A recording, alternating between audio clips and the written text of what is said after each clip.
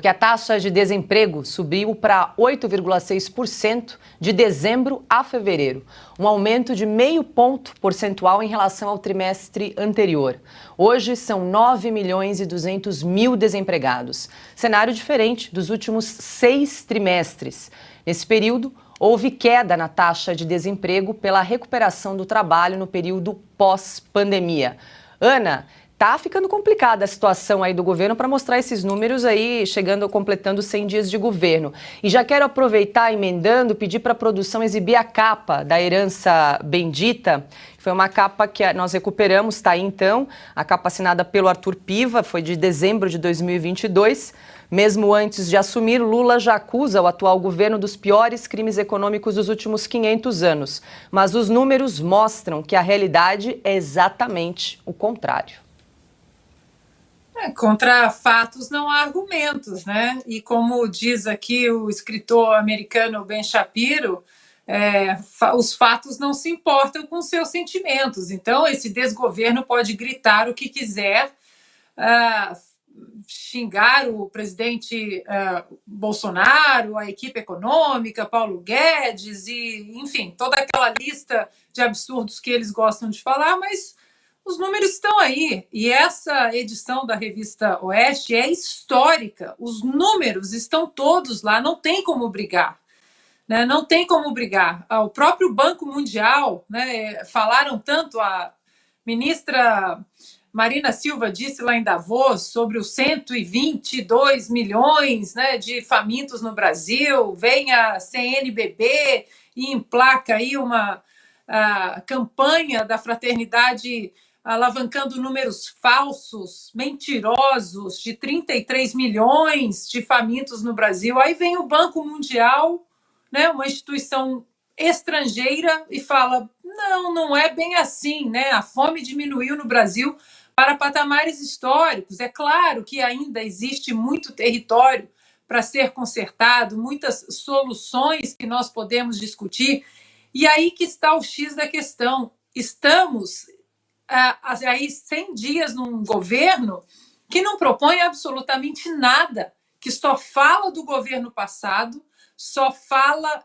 e prega mentiras do governo passado e não propõe absolutamente nada. Se abrirmos aí as redes sociais ou os vídeos do Lula, ele só fala de Bolsonaro, ele só fala de números falsos do ministro Paulo Guedes, ele só fala de Sérgio Moro, ele só fala de conluio do Sérgio Moro com a Polícia Federal.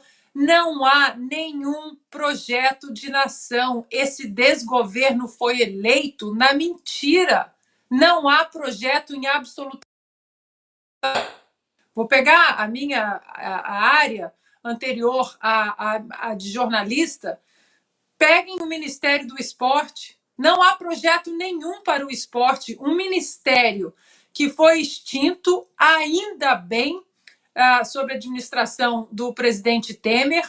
Agora ele foi ressuscitado para colocar mais um bando de cabide ali para pendurar exatamente ex-atletas, militantes, ativistas que, assim como o desgoverno, não vão apresentar projeto nenhum para o esporte. Essa é a base genética desse governo. Ponto.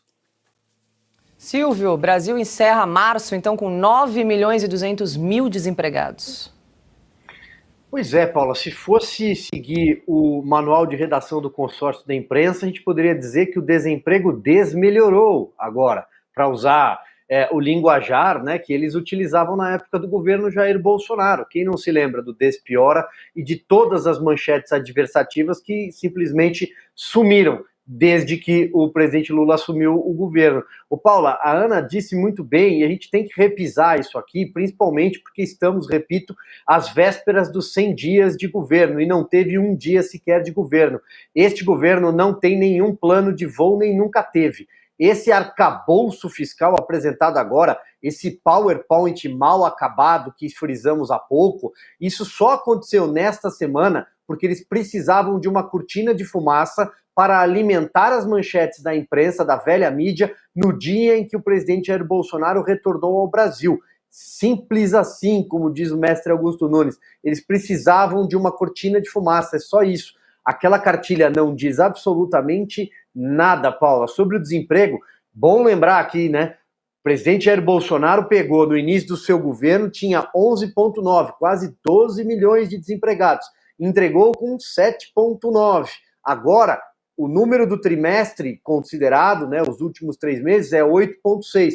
Mas do que nós estamos falando? 483 mil pessoas deixaram ali o trabalho, a ocupação nos últimos 3 meses. Por que é que isso está acontecendo? Porque a economia segue fraca, a atividade econômica é enfraquecida, temos aí aumento no número de empresas que estão ou demitindo, nós temos noticiado no nosso site diariamente, praticamente, empresas demitindo funcionários e também outras deixando o Brasil. Talvez um dos casos mais emblemáticos seja uma grande empresa que fechou a sua planta, fechou a sua fábrica no Nordeste, entregou até de presente para os funcionários, as funcionárias, no caso, máquinas de costura, para que elas não ficassem na mão, mas teve de fechar as portas. Isso é fruto do quê? De falta de previsibilidade. Um governo que não diz para onde vai, só diz que quer gastar. Uma aventura fiscal irresponsável, Paula. Isso gera insegurança. O mercado, de alguma forma, se precifica, dá um jeito, o mercado sempre se ajeita. Mas o pagador de impostos e o empregador, que também é um pagador de impostos, esse está com o pires na mão. E são só 100 dias.